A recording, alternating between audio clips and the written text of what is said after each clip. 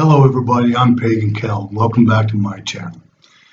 I'd like you to like, link, and subscribe if you are so moved. And today I want to talk about something that's pretty near and dear to my heart, and that's racism. I don't have any time for it. I never have.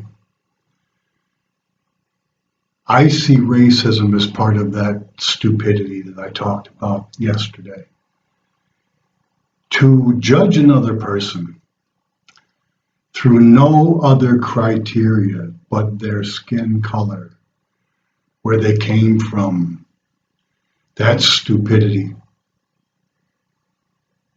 That should be in the dictionary right next to the word stupidity.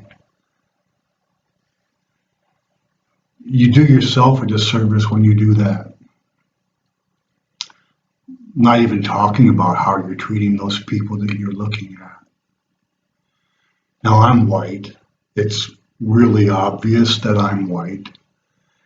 And I do understand white privilege exists, especially in America, North America, and the European continent. It's a thing. That doesn't mean I have to agree with it. It does not mean that I am bound to perpetuate it. I don't, and I will not. As a pagan, I really have problems, or I would have problems, telling you that I believe in one world, one people, if I then also believed in any way in racism. No. It's a thing right now. It needs to be spoken about. Let's look at what racism is. The racism I grew up with, and there's a link I will put down in the comments to an article I wrote. It's over on my blog, Politipeeps. And it discusses the fact that I was raised to be a racist by a Southern racist and a Northern racist, with all the ugliness that implies. Racism doesn't pass muster. In the moment that I say I believe those people are at least my equal, I can't be a racist. It all falls flat. None of their so-called logic holds up, not a single bit of it. Now, I'll give racism this much. It does make a certain group of the population feel better about themselves. However, it is nothing more than a mechanism that prevents them from honestly looking at themselves. They have someone to hate. And as long as they have someone to hate, they don't have to go into that self-examination that would very likely be extremely painful for them. Now, I'm not beating a dead cow. I'm just basically belaboring the obvious. These people cling to their racism because what else do they have? They don't even have hope.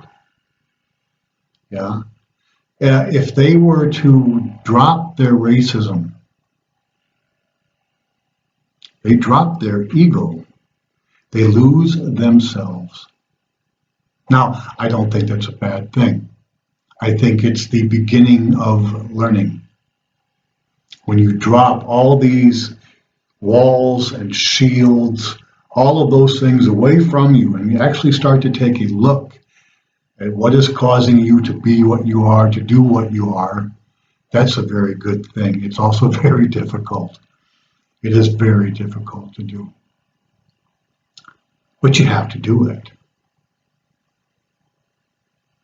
I went in the U.S. military, and my gods, there were black people, there were brown people, there were yellow people. They ran circles around me, and I'm pretty good at what I do. They were also kind. They treated me well. And I just don't have the nature that lets me want to treat people badly. Knock on wood, I didn't get that one. So there was no roadblock to me treating them the same back. And I did. And I gained friends, experiences, wisdom. I gained viewpoints. I had a net plus in empathy because my crowd became larger. Now, I've worked a lot on ships in maritime areas as a mechanic. I'm a mechanic, among other things.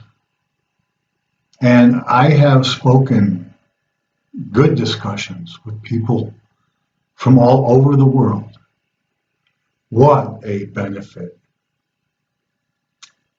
And I have to tell you, as white as I am, I'm not feeling superior. Nor do I feel lesser. Why is this a this or that question? Each and every one of us is that we are. And as I explained yesterday, we are moving forward at our own pace, obviously. Well, racism is one of those things that we move forward and past as we progress. You have to see the relative worth of it. Now, I firmly believe each and every person should be held as equal. Among that equality, hey, I'm no genius, I know they exist. I'm not intellectually challenged, I know they exist.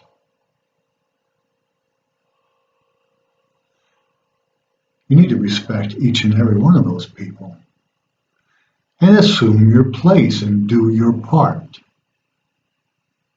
When you get caught up in racism, when hating somebody else, because let's admit it, rage feels good, rage and anger, they're like a 2 shots of strong whiskey when you haven't had any for a while. It just covers up everything else. And that's exactly why they hold on to it. Well, it's nice to when you get to an area where you don't need that. It takes some strength.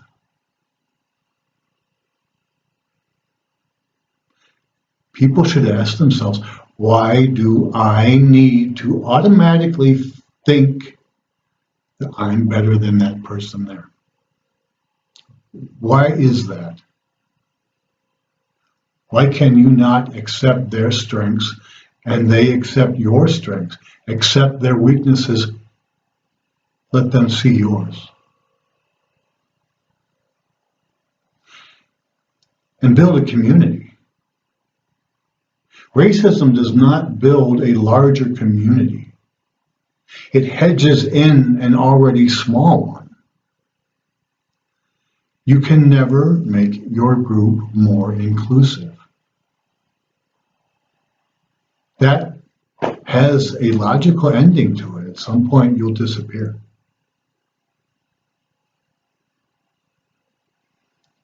I don't engage in it. I don't want to engage in it. And I'm here right now to say to any white person listening, black person, Asian person, anybody, it needs to stop. The killing of black and brown people, yellow people by white police just because, that has to stop. I don't support it. I'm in the unenviable position. Many people come walking up to me. They look at me. They think I'm one of them. They start telling me all of their plans, how they feel about things. I don't have to ask. Then when I come out against it, they're shocked. They are absolutely shocked that I am not an ally. Well, people Let them know you don't have any allies. Your allies are shrinking. The day of racism is ending. It must end. And we'll get there. We'll get there. I've kept you guys a long time this time. Thank you for coming by. Like I said, if you enjoyed what you heard here, subscribe, like, pass it on. I'll see you again. I've got a lot to say. Remember, one world, one people. We'll get through this. Have a good one. I'm Kel. Bye now.